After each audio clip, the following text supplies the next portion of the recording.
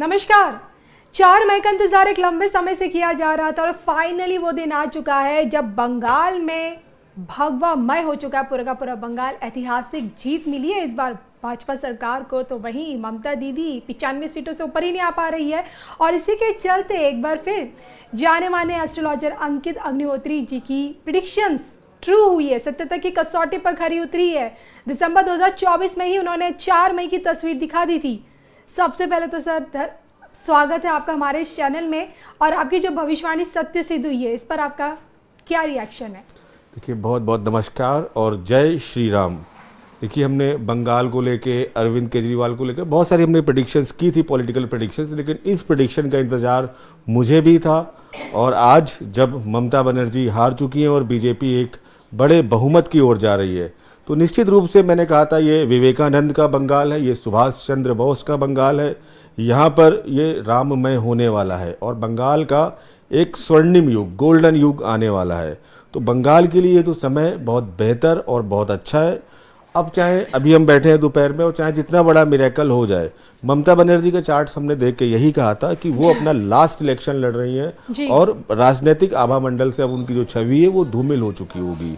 तो अब चाहे 1% ही हो जाए, चाहे पलट जाए, चाहे कुछ भी हो जाए, ममता बनर्जी का कोई राजनीतिक भविष्य मुझे नहीं दिखता है। देखिए, कहते हैं ना, चुनाव चाहे जिस भी राज्य में हो, लेकिन जब तक कि एस्ट्रोलॉजिकल प्रेडिक्शंस नहीं आती हैं चुनाव अधूरे रहते हैं। और यही कारण है कि ओपिनियन पोल से पहले ही पता चल जाता है अब तो कि भाई अब किसकी सरकार बनने वाली है। हालांकि मैं आपसे, देखिए, बहुत सारे एस्ट्रोलॉजर्स थे और अभी भी हैं जिन्होंने ममता के हानि की भविष्यवाणी की थी, लेकिन आपने किस आधार पर 2024 में, यानी कि जब लोकसभा का रिजल्ट आया था दिसंबर में, आपने बता दिया था, तब क्या चीजें आपने देखी थी, कौन से ग्रह नक्षत्र आपने ढूंढ निकाले थे जिसमें आपको ममता दीदी के हानि की तस्वीर नजर आ गई थी? देखिए, किसी भी एस्ट्रोलॉजी के लिए जो बेस काम करता है वो हम जन्म कुंडली पर करते हैं। एक शनि जिसकी एक उच्च की दशा चल रही थी उनकी 2008 से, और बहुत अच्छी पोजीशन में उनके बैठा हुआ भी था, 7th हाउस में है, मंडेन एस्ट्रोलॉजी में पद का है, हाउस है, पोजीशन, सामाजिक छवि, और ये सब कुछ उनको मिला। उसकी जो अगली 10th एस्पेक्ट था वो 4th पर दो जो क्राउन को दिखाता है। तो देखिए, चार्ट्स में अच्छे इंडिकेशन थे, लेकिन अब जिस टाइम फेस में उन्होंने इलेक्शन लड़ा है वो एस्ट्रोलॉजी में एक दशा छिद्र की अवस्था हम कहते हैं, उस फेस में इलेक्शन लड़ा है और इलेक्शन का रिजल्ट भी उसी फेस में आ रहा है। यानी कि एक बड़े ग्रह की जो महादशा था जिसने 2008 से एक बेहतर इम्पैक्ट दिखाया और लगातार अभी तक दिखाता रहा, अब वो समय जा चुका है। उसके बाद जो अब दशाएं आ रही हैं उनके अमात्य कारक की या जैमिनी एस्ट्रोलॉजी से, वो दो चीज़ें इंडिकेट करती हैं, राजनीतिक समाप्ति या जो राजनीतिक उनकी क्षमता है मुझे अब आगे बहुत ज़्यादा नहीं दिखती है। दूसरा, स्वास्थ्य संबंधी, अभी एक मैं चीज़ यहाँ पर जोड़ूंगा, मेजर और सीरियस उन्हें हेल्थ इश्यूज भी फेस करने पड़ेंगे, जिससे ना चाहते हुए भी उन्हें पॉलिटिक्स से दूरी बनानी पड़ेगी। बिल्कुल। और देखिए, आप तो अमूमन जितने भी स्टेट्स के इलेक्शंस की जो प्रिडिक्शंस करते हैं एक्यूरेट जाती है। चाहे हम आपका दिल्ली चुनाव का रिजल्ट हमने देखा, उसमें आपने केजरीवाल के हारने की भविष्यवाणी करी थी, महाराष्ट्र को लेकर आपके हाल ही में तो देखिए बिहार को लेकर भी आपकी प्रिडिक्शंस ट्रू हुई थी। और अब मैं आपसे जानना चाहती हूँ, देखिए ना, बंगाल जीत जाने के बाद क्या आपको लगता है कि यूपी और यूपी के बाद पंजाब बीजेपी के लिए बहुत आसान हो जाएगा जीतना?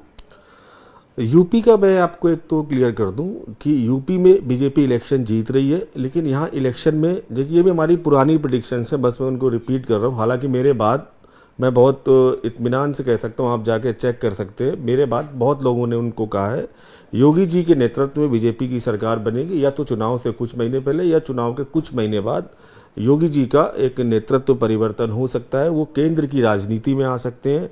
और मुझे योगी जी के आने वाले समय में भाजपा की सरकार तो नहीं परिवर्तित होगी, मुझे 27 में नेतृत्व परिवर्तन जरूर दिखता है। और यहाँ पर ये भी बहुत पुरानी प्रेडिक्शंस है और इसको आप जाके देख सकते हैं कि योगी जी आपके केंद्रीय नेतृत्व में प्रधानमंत्री पद पर आएंगे, और आपके जो मोदी जी हैं वो मिड 2000 जुलाई के बाद से जो उनकी एक दशा समाप्त हो रही है वो रिटायरमेंट मोड पर ले जा रही है, जो एक ग्रेसफुल रिटायरमेंट, यानी कि मोदी जी हो जुलाई के आसपास से मुझे उस टाइम में आपका प्रेसिडेंट इलेक्शंस भी है, भारत के राष्ट्रपति बनते हुए दिखते हैं। बिल्कुल। देखिए ना, आपने बताया कि किस तरह से योगी जी 27 के आसपास हमें केंद्र में नज़र आएँगे, और देखिए बंगाल एक बहुत बड़ी ज़िम्मेदारी, एक ऐतिहासिक जीत है जो पीएम मोदी के कार्यकाल में अभी हमें नज़र आई है 4 मई की तस्वीर में।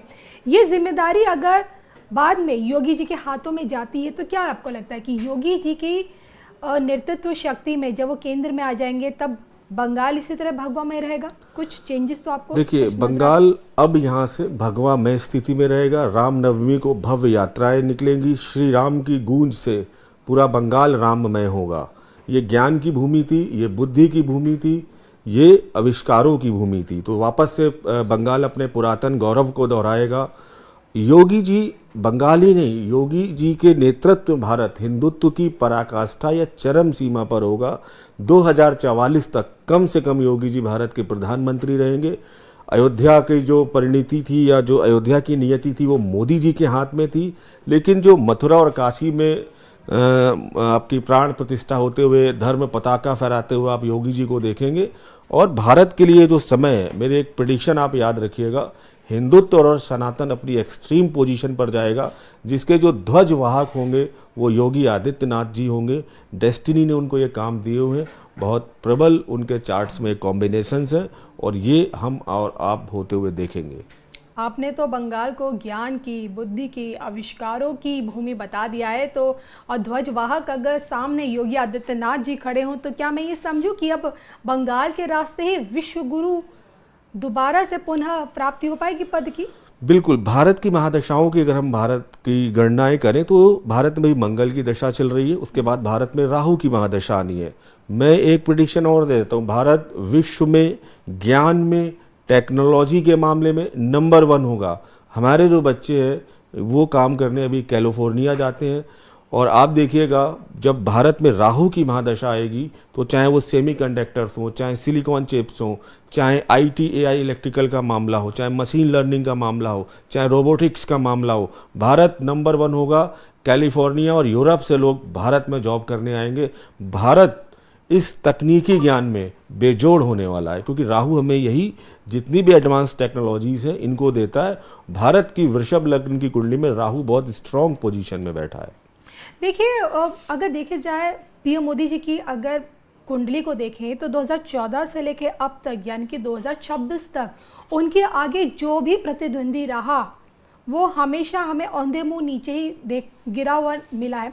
अब देखिए ना, 14 में जब उन्होंने शुरुआत की बतौर प्रधानमंत्री अपने राजनीतिक पारी की, कांग्रेस मुक्त भारत का जो उन्होंने दिया स्लोगन वो पूरा हो गया, कांग्रेस उनके आगे नहीं टिक पाई। उसके बाद हम बात करें तो यूपी में देखें किस तरह से अखिलेश यादव की सरकार भी नहीं रही, दिल्ली में केजरीवाल वो आप पार्टी भी नहीं रह पाई, और बंगाल कह रहे थे कि बड़ा क्रूशियल इलेक्शन था ये, मोदी जी की नाक की लड़ाई पे आ गया था, क्योंकि पिछली बार मोदी जी ममता को हरा पाने में नाकाम रहे, लेकिन इस बार ममता को बड़ी ऐतिहासिक रूप से मोदी जी ने हराया है। तो मैं आपसे जानना चाहती हूँ कि मोदी जी के अजय रहने का ये कारवां क्या यूं ही हमेशा आगे चलता रहेगा, और क्या रीज़न है, क्या कुंडली में ऐसा क्या है कि उनके आगे दुश्मन टिकता नहीं है? देखिए, उनकी कुंडली जो बनती है वो वृश्चिक लग्न की कुंडली बनती है। लग्न में ही नीच भंग राजयोग का बहुत अच्छा निर्माण हो रहा है। जो टाइम ड्यूरेशन, जो दशाएं उनको मिली खासकर 2013-14 के बाद से, वो इसी तरीके की थी अपने प्रतिद्वंदियों को। मंगल क्या करता है, आपको नेतृत्व क्षमता देता है, आपको लड़ने की ताकत देता है, और वृश्चिक राशि कीट राशि में आती है, जिस चीज़ के पीछे लगते हैं उसको पूरा खत्म कर देते हैं। तो ये उनकी कुंडली में बहुत अच्छे देखिए प्रभाव रहे हैं। अब धीमे धीमे राहु की दशा की तरफ वो बढ़ रहे हैं। राहु इनके जो 12th हाउस के साथ भी कनेक्टेड है, जो रिटायरमेंट को दिखाता है या इनएक्टिव पॉलिटिक्स को दिखाता है। तो कुंडली तो डेफिनेटली स्ट्रांग थी, और अमात्य कारक उनका बहुत स्ट्रांग पोजीशन में था। अमात्य कारक से 10th हाउस की पोजीशंस बहुत अच्छी थी, दशम पद की पोजीशन बहुत अच्छी रही है। और देखिए, कुछ व्यक्ति होते हैं जिनको नियति बड़ा काम देती है। हमारे रामलला ने शायद उनको चुन रखा था अपने प्राण प्रतिष्ठा और शिलान्यास के लिए। ऐसे ही आप देखेंगे इसी कारवां को अब हमारे योगी जी भी आगे बढ़ाते हुए दिखेंगे। तो कुल मिला के भारतीय जनता पार्टी अभी काफ़ी लंबे समय तक केंद्र की राजनीति में रहने वाली है। अमित शाह जी ने एक बार मजाक में कहा था अगले 10-20 साल नहीं, अभी 2050 तक भारतीय जनता पार्टी है। तो मैं एक चीज़ तो बोलूँ, केंद्र की राजनीति में जो वर्चस्व है भारतीय जनता पार्टी का और बढ़ने वाला है। बस नेतृत्व तो बदलेगा, क्योंकि जो नियति का एक खेल होता है, समय समय पर हर व्यक्ति के लिए कुछ नए काम नियुक्त करती है। अब यहाँ पर मोदी जी को एक सम्मानजनक विदाई का समय है और एक भारत में सनातन का एक और एक्सट्रीम लेवल हमें आने को देखने को मिलेगी, जो 2044 तक निर्बाध और बिना रुके आपको बढ़ते हुए दिखेगी। देखिए, भाजपा के 30 से 35 के सालों का तो आप अभी से ये संकेत दे चुके हैं आने वाले समय में, लेकिन देखिए 2014 से लेकर अब तक हमने मोदी जी की लीडरशिप में एक स्वर्णिम काल देख लिया भाजपा का।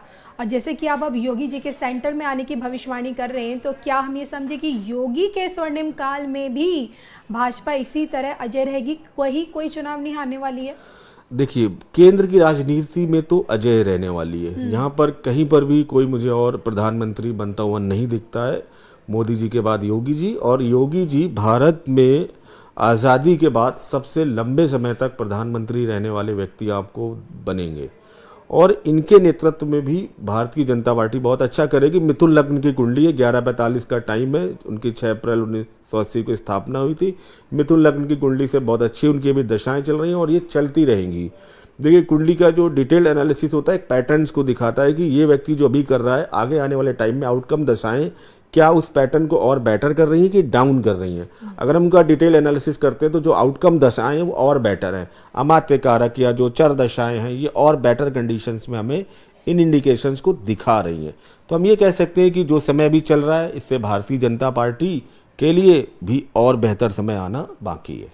चलिए, अब की बात दीदी, जो बंगाल का ये जो चुनाव हारी है, इसके बाद अब 29 का भी लोकसभा चुनाव है, तो अपोजिशन का क्या फ्यूचर आपको अब यहाँ से नजर आने लग गया 2026 से?